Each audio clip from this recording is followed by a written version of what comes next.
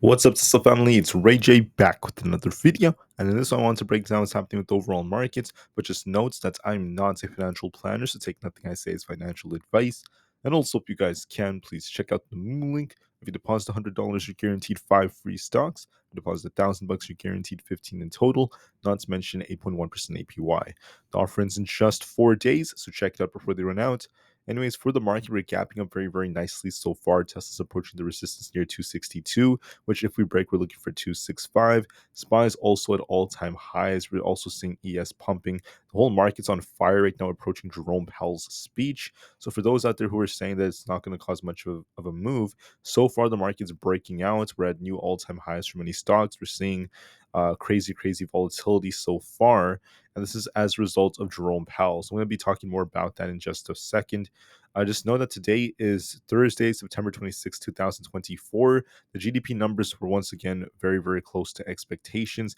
Initial jobless claims was also aligned with expectations. All the data was decent so far, and the market's very, very excited to hear what Jerome Powell is about to say. That's the next big catalyst. We have Collins and Kugler giving speeches at 9:10 a.m. Eastern Standard Time, and then Jerome Powell starts his speech at 9:20 a.m. This is going to be very, very crazy.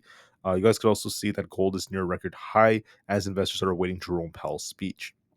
Whatever Jerome Powell says is going to give us more insights about what's happening with other changes in monetary policy. He's also going to be talking about how things are going to be looking, and he could give us more insights about if the Fed is planning on cutting rates more or if they are just going to remain more ambiguous. So we're just waiting for that. I also want to mention that right now the market thinks that there is a 56% chance we get a 50 basis point cut and about a 43.8% chance we get a 25 basis point cut. We'll see if this one goes up and if this one comes down, or if it's the opposite, if this goes up and then this starts going down. One of those is going to likely happen depending on what Jerome Powell says. It's going to cause the market to make a big move.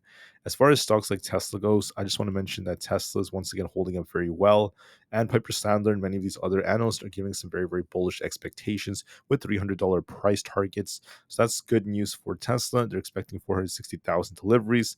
Others out there like Barclays have been saying that they're expecting 470,000 deliveries. That is very, very optimistic in my personal opinion. Finally, I just want to mention that as the market's approaching these highs, we're continuing to hold up.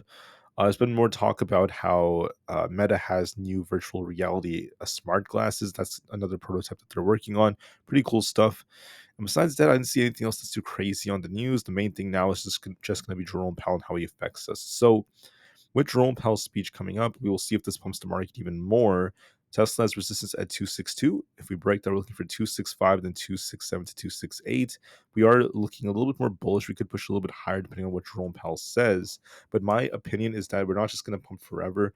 I think we're going to pump and then dip back down. So we'll see if we can try to break 262, start getting closer to 265. But even if we do pump very, very hard, thanks to Jerome Powell, we could be making a move back down once the market slowly does its thing.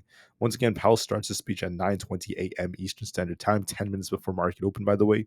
So look for a little bit of a push upon his speech. We could pump very, very nicely, but then we could slow down as time goes on. We're going to be watching to see if Tesla could break 262 and go up to 265. So far, it has potential. For SPY, we're all the way up at 575 new all-time highs. If we break this, we're looking for 576, and then 577 is going to be another tough resistance. We could push all the way up to 577, and we'll see if we get a pivot all the way from there. And if that breaks, we're looking for 578 to 580. So we could be looking for the higher 570s today if we try to break past 575 during Jerome Powell's speech. But then once we reach this 577 to 578 area, we could see this slow back down if we start breaking past these resistance levels. So look for more potential upside, but then the market could pump, followed by get a rejection as time goes on. So I wouldn't be overly bullish. I think that that's the most likely case. ES has been pumping and pumping and pumping. I called out yesterday if we broke 5,800, we're looking for 5,825. That's almost exactly where we are, very close. If anything, if this breaks, we're looking for even higher levels like 5,850 and beyond. So I think we could push a little bit higher to 5,850, but then we could get a rejection here and move back down. But I think that there's upside potential for the time being, and we'll see where we end up peaking at. So there is potential for us to go even higher. Same thing with Nvda. We're basically breaking past this resistance. We could go all the way up to about this 128 area. I think it's very possibly pump even more. And if that breaks, we're looking for 130. So 120 and 130 are all possibilities, and we'll see if we get a rejection off one of these levels. There's most definitely potential for us to go higher, so we'll see how things end up developing from here.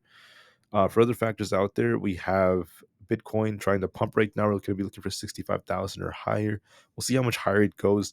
We could be looking for 66,000 above that. So 65,000 and 66,000 are all potential targets, and then it could slow down afterwards. NQ looking very bullish. It went exactly to my targets. We talked about 20,400 to 20,500. Break this, and we're looking for basically an attempt to get up to about 20,800 next. So we're doing a good job so far at breaking out. I think that we could be looking for more potential upside if we break 20,500, and we could get closer to the much higher 20,000, so like 20,750 to 20,800. Then we could be looking for a rejection after that. But I do anticipate a little bit more upside. For the QQQ, we look bullish. We ended up going up to my target. I talked about 490 coming. We could be approaching 495 to 500 very, very soon. That range of resistance. QQQ has more potential for upside, so look for a little bit more of an attempt, and we'll see if we get a rejection near 500. It still could go higher, so just be very mindful of that. For Aapl, the chart remains more bullish. Got a nice breakout as I was talking about yesterday.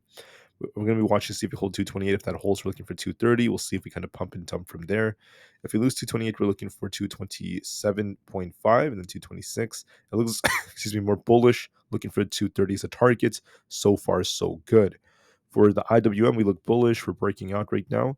We'll have to see if we can break past 222 or not. So I think we could push towards 222 if we break 220, and then we'll see if we get a rejection back down.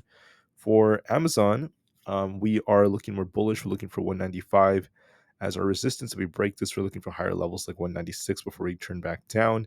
But overall, the chart remains more bullish for now. So we'll see if 195 breaks. Meta's breaking out towards 580. If this could break, we're looking for 585. But this is going to be a very, very tough resistance, this 580 area. But if we do manage to break that, we could get very close to 585 before it turns back down.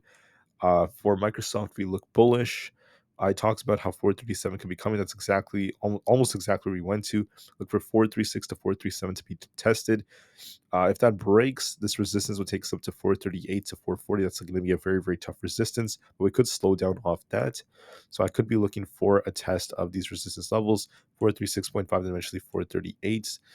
This range could be tested before it rejects. And then for Google, we're more bullish back to 165. I was saying that this head and shoulders could be a trap or it might not be. We'll have to wait and see. If we break this, we're looking for the highs to be revisited at 166.75. So we'll see if that ends up being the case. With that being said, the market looks bullish. It looks like it wants to pump a little bit more. Tesla's already trying to break 262. So we'll see if we can break resistance or not. We still have potential to try to pump, and I think that there's a good chance that we attempt to continue where we currently are. So right now, Tesla looks bullish. Look for more upside, but we'll see what happens with Jerome Powell's speech. With that being said, I just want to say I really thank you guys so much for listening. So please have a great day, and we'll see what happens once Jerome Powell opens his mouth. Get ready for some crazy volatility at 9:20 a.m. Eastern Standard Time. We'll see what Jerome Powell says. It looks like the market's going to pump more, but then we'll see if we get a rejection a little bit later on during the day. Okay, so a pump and dump is a strong possibility. We'll see what Jerome Powell says. We'll be very patient nonetheless. Thank you for listening, and peace out.